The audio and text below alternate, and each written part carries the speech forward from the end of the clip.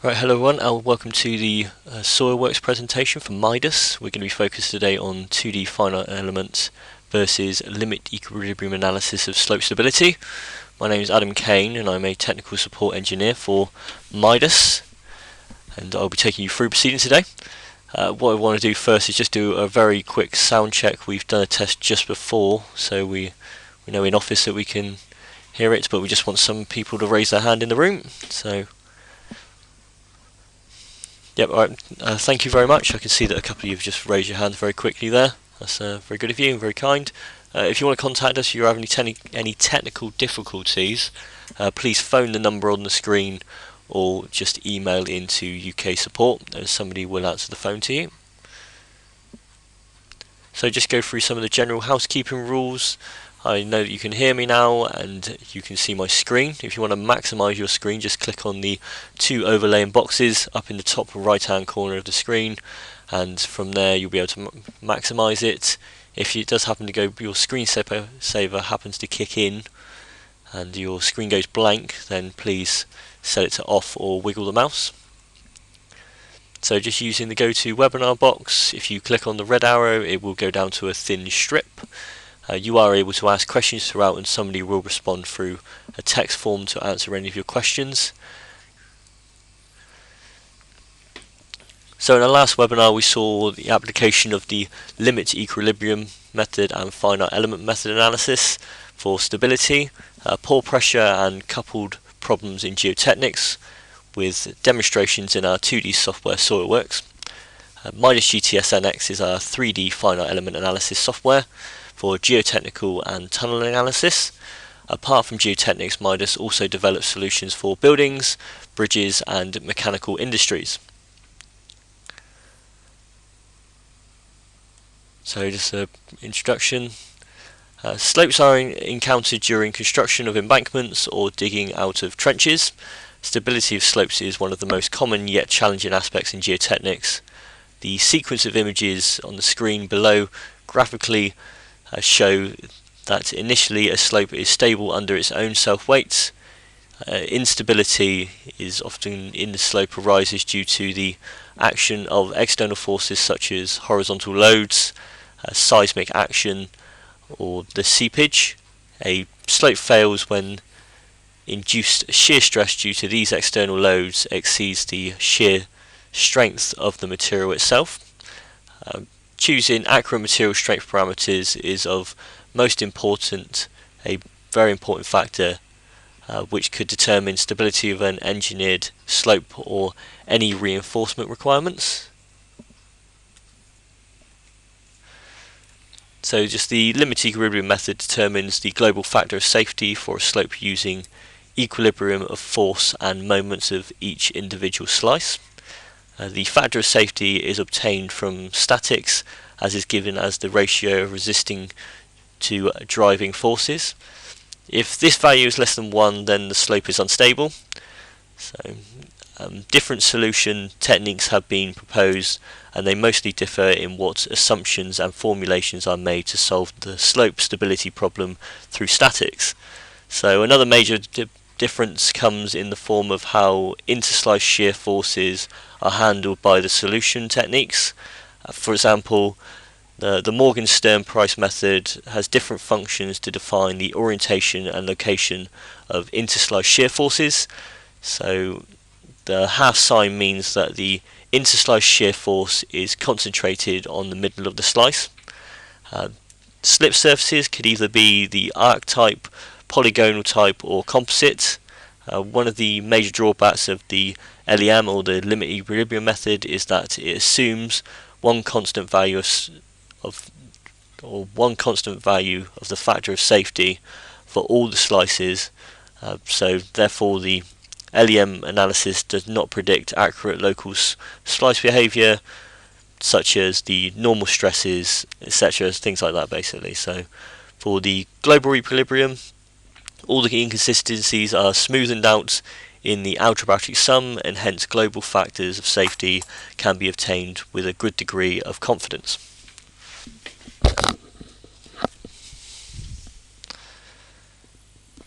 So just go through some of the reinforcements of the slope stability, depending on the practical issues such as type of project, for example whether it is an excavation or an MES wall, or if there are any adjacent structures such as utility pipes. The type of reinforcement for slope stability could vary. The table shows some of the common types of reinforcements which can be considered in SoilWorks. Anchors can be defined to take actual loads, and which can be pre-stress, and they can also be grouted types of anchors that can be modelled as well. Nails provide resistance to axial and shear directions and have comparatively large sections than anchors, or large cross sections than the anchors. Strip and fabric can be modelled with the input of pull-out strength and frictional behaviour with ground material. Structural props are the most widely used structural support for temporary excavations in urban areas. Geogrids, the next one, which can be modelled as a tension-only element. Piles can also be used for slope stability due to the shear resistance provided by them, and all these types of structures supports can be modelled for both the limit equilibrium method and the finite element method. So now I'm going to bring the program across and just show you the basic GUI and the limit equilibrium method reinforcement. So this is the GUI and the ribbon technology going along the top. So as you can see, the geometry you can build up. You've also got the equilibrium method and the different methods you can go through just by selecting them. We've also got the different models, load and boundary conditions for reinforcement, and we can also go through all the analysis and design. So just in the works tree here, where it builds up all your information chronologically, you can see some of the ground material properties. So we just go down to the modify and we can just change it. We do have different drop downs and everything too, so you can select the different model type and the elastic ground and everything like that. And we've also got a database where you can select all of the different types of materials. So as you can see, we've got a comprehensive list of materials there. Not a black box, you can add your own. So just to look at the structural properties, and here we have the geogrid. So you can build that up and you can actually put all the general parameters and the reinforcement loads. So as you can see, we put it in tension only. We've also got different types of element type as well. As you see what I was just previously explaining in the slide from the table, where you've got piles and everything like that. So just go back into the presentation.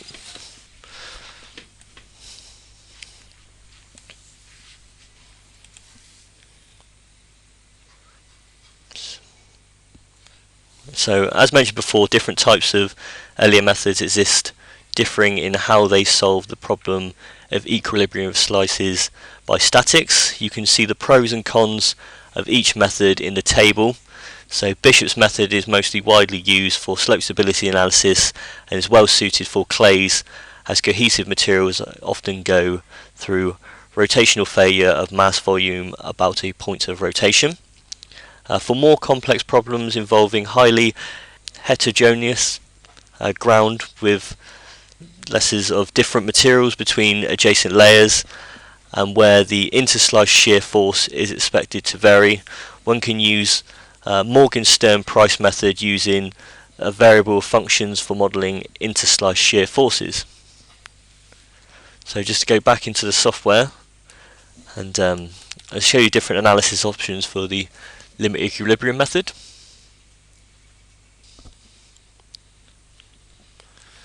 So here we have the slope stability problem, and we've got the geogrids that are making up the different stages. As you can see, it's built up, so you've got different levels of geogrids going all the way up from the bottom of the construction. It's in two different stages. You can see the different surfaces, and you can select them from the table.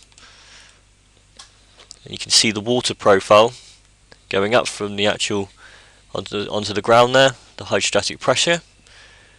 We can look at the different surfaces, and we can also look at the factor of safety as well, and the boundary conditions, and the arc failure surface, as you can see going down through there. And we've got a multitude of arc fail surfaces as well that we've generated. So just going to modify the analysis cases. So as you can see, you can select a multitude of different analysis cases, and you can also pick the splice you wish to as well. So the analysis method, and the bishop, and the jambu, and the Morgenstern price. So we can use a different. We can use a define, and we can also do the using functions for the trapezoidal and also the Morgenstern as well. So just to go through that and just go back from that, so just show you different analysis cases. I'll take you back into the presentation itself. We'll look at the post-processing. So just going into the post-processing, then we can see the factors of safety, and you can see the best factor of safety of 1.3. And we can also look at different splices as well and how we can interpret those. So as you can see, the free slice and the bishop method, and the free body diagrams that are generated, and we can flick between left to right, and you can see all the different values that have been created. So just go back into the presentation.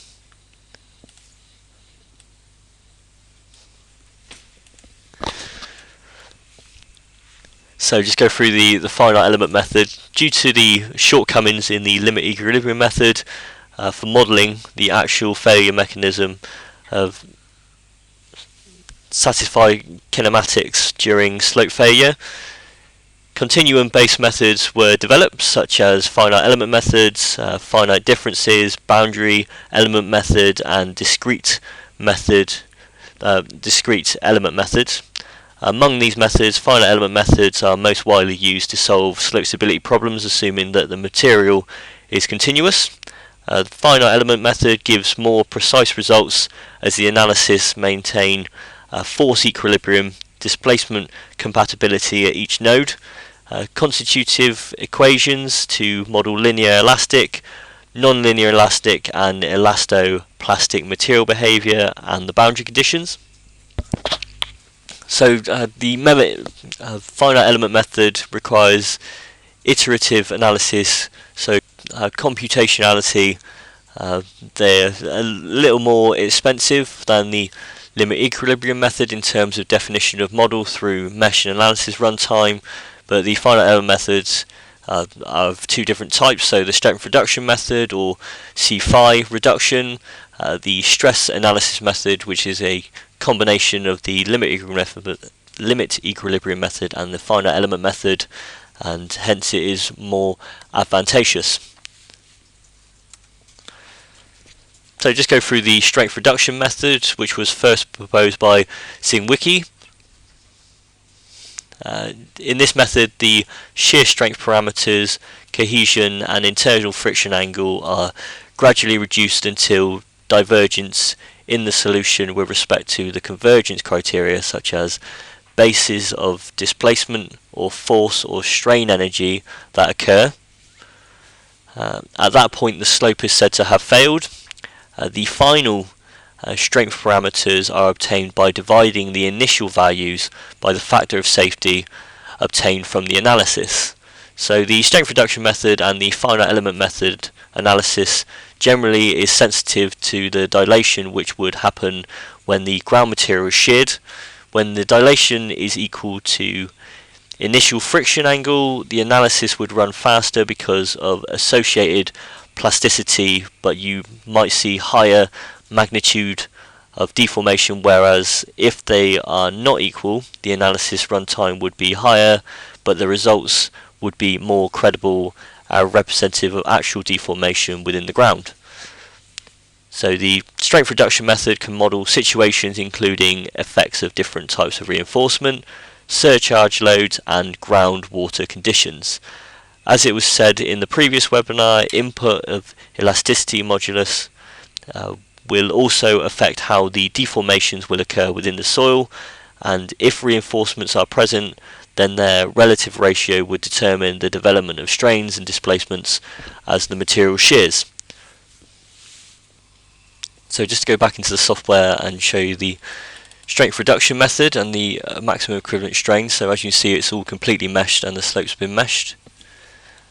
And just to take you in the post-processing, show you the strength reduction method and the maximum factor of safety there, or the factor of safety, sorry, which is automatically calculated. So just take you to the maximum shear strain, and as you can see, that is the failure plane that's been created, and it's the slope failure plane has been developed. And now I'm going to show you the seepage slope coupled analysis. And first we'll just go through the seepage model with the actual mesh itself, so just to bring that one over now.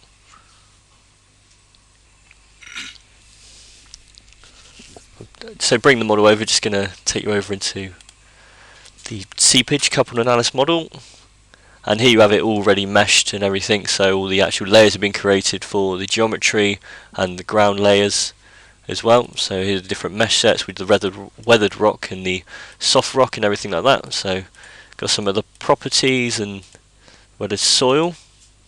So we just take through the modified, exactly the same thing with the different parameters to select and the different database, and also the unsaturated property type, which we can manipulate and change. So you can see you've got the soft rock there and weathered rock, and you can actually change the parameters, save them, do what you want. So just go through the different boundary conditions and the initial water level, as you see the groundwater there, and going up through. And then you've got the rainfall intensity, so as the rain falls down the top of the slope and permeates down or flows down towards the bottom of the excavation or the bottom of the slope. Then you've got the actual review, which is the determination of finite surface.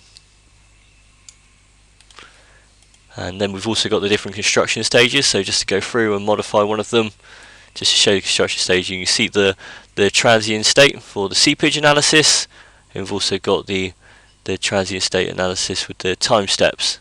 So just to define the construction stage analysis, here this is where you can just drag and drop the different cases. So this is construction stage 1, and you've got the initial water level, and you've got construction stage 2, which is the rainfall intensity and also the review. So just to look at the post-processing, and you can look at it through the deformations in the seepage flow. So here we have the phreatic line in construction stage 1, and we can also see the phreatic line in the construction stage 2, and it's being raised, as you can see, by the blue line indicated, and obviously it's increasing as we go through the different construction stages. And there you see it once again once the rainfall has occurred and everything like that.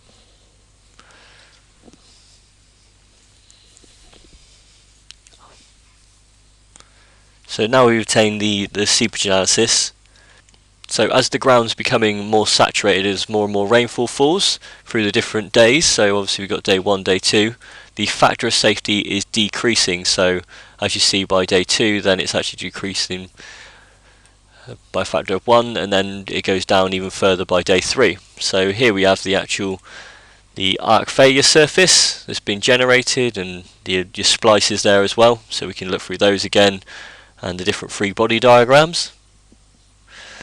So we can just close that, and there's all the results, but we can look at those through the different structure stages. So just to conclude, that is the coupled analysis of the seepage analysis and the slope analysis in one within SoilWorks. And now we're going to look at the stress analysis method.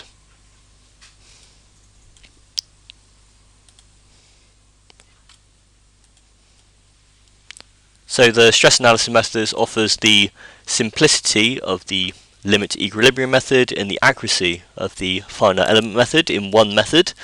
Effects such as ground stress history, deformation and groundwater flow, seepage can be considered through the finite element method. For the strength reduction method and the stress analysis method, it is recommended to mesh the geometry with higher order or quadratic elements.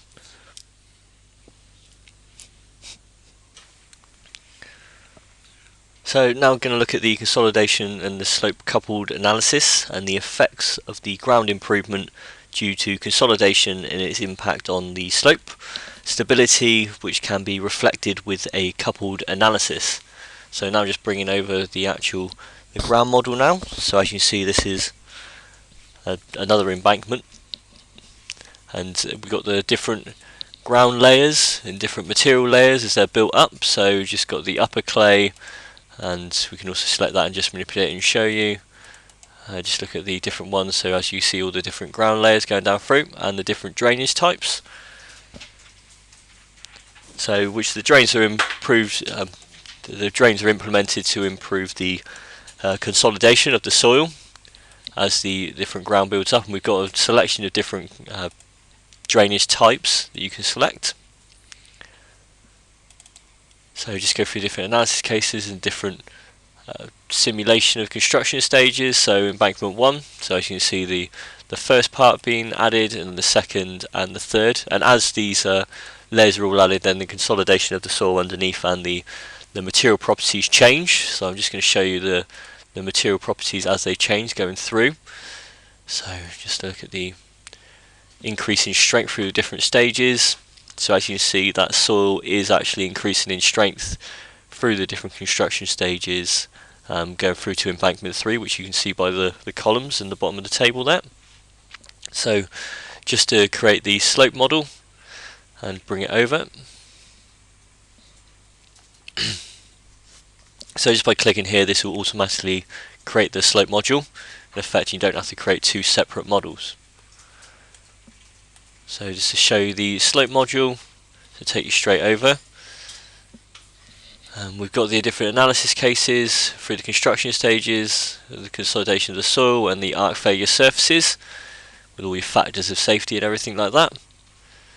So just to go into the post-processing and show you the factors of safety, and you can also see them graphically with the failure planes and also, well, the arc failures and also the splices.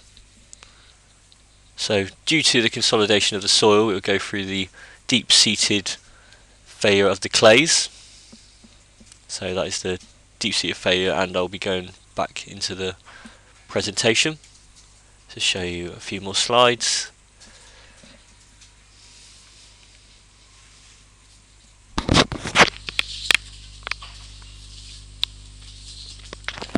So just the different numerical approaches. The main difference between the limit equilibrium method and the continuum-based method are highlighted. The limit equilibrium solves a problem using statics by dividing slope into a multitude of different slices, where continuum-based methods involve more detailed behaviour using FE, FD, BEM or DEM methods. Constitutive equations for ground and structure and elastic plastic behaviour are all included. So the LEM only gives results for the factor of safety and force diagrams for each splice, but continuum-based methods give additional results for deformed shaped stresses and strains in the ground. The limit equilibrium analysis model is easy to set up, but it does not accurately account for variation in the ground properties, the stiffness from the structural elements, and the overall kinematic of slope failure. The following quote from Will and Ma highlights the problem. So the limit equilibrium method just gives an estimate of the factor of safety with no information or deformation of the slope, but in numerical analysis the failure surface can evolve during the calculations in a way that is representative of the natural evolution of the physical failure plane in the slope. So just some tips. The main problem in slope stability analysis is how it's choose appropriate shear strength parameters and to account for the pore pressures. This table highlights common design situations and how to choose these parameters accordingly. During and end of construction, drained conditions and drain strength is used for free draining soils and for low permeable soils. Undrained strength is used and total stress analysis is performed. Pore pressures could be hydrostatic or derived from steady state analysis for free draining soils, whereas for impermeable soils they are neglected or taken as zero. Steady state seepage is in an embankment, be it high or low permeable soil. Under steady state, drained material strength is used. Pore pressures could be hydrostatic or derived from steady state seepage by FE or FD or flow nets. So for sudden drawdowns, it is a bit more complex. For free draining soils, drain shear strength and pore pressures are used before and after drawdown, but for low permeable soils it's a three-stage approach. So for strength, first use drained shear strength, drained shear strength. In second, use undrained shear strength related to consolidation pressure, and in the third, choose whichever option offers lower factors of safety. The pore pressures accordingly can either be used for steady state seepage or set to zero for representative analysis. So just some more tips. The shear strength can be modelled with a linear, mohiculum, envelope or non-linear. The actual ground conditions are much better represented by non-linear shear strength envelopes, and for the total stress analysis in saturated clays, always keep internal friction angle to zero. It is positive only in the case of partial saturated clays. It's recommended to use total unit weight rather than using submerged unit weight. Using submerged unit weight doesn't offer any significant advantage.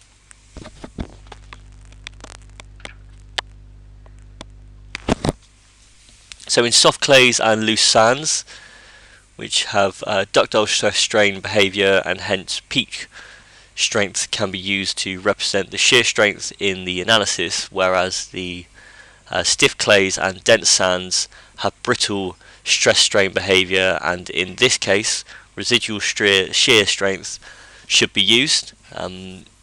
Use of cohesion interpret for mohiculum yield surface means that the ground would have a certain amount of tension capacity. This should be manually controlled either by defining the tension capacity as zero in the finite element method analysis or including a tension crack. The tension crack develops near the crest of the slope as shown in the image, and the depth of the crack should be chosen such that it eliminates tension but not compression stresses. So just in summary, for the slope stability analysis, you can have different geometries and different ground data that can be incorporated. You can also do the different external loads and the pore water pressures for different construction stages. For the analysis method, you can do the limit equilibrium method and finite element method, along with the strength reduction method and the stress analysis method. For the limit equilibrium method, which is easy to implement, you've got the you've got little analysis time, but it requires assumptions for the failure surfaces to calculate them. And for the finite element method, offers results for ground deformations and the factors of safety without assumptions for failure surfaces, but intensive in terms of mesh generation and analysis time. The strength analysis method combines the benefits of the finite element method and the limit equilibrium method. So as you can see from this, the illustrated diagrams on the screen, that you can combine all three and you only have to create one model in SoilWorks.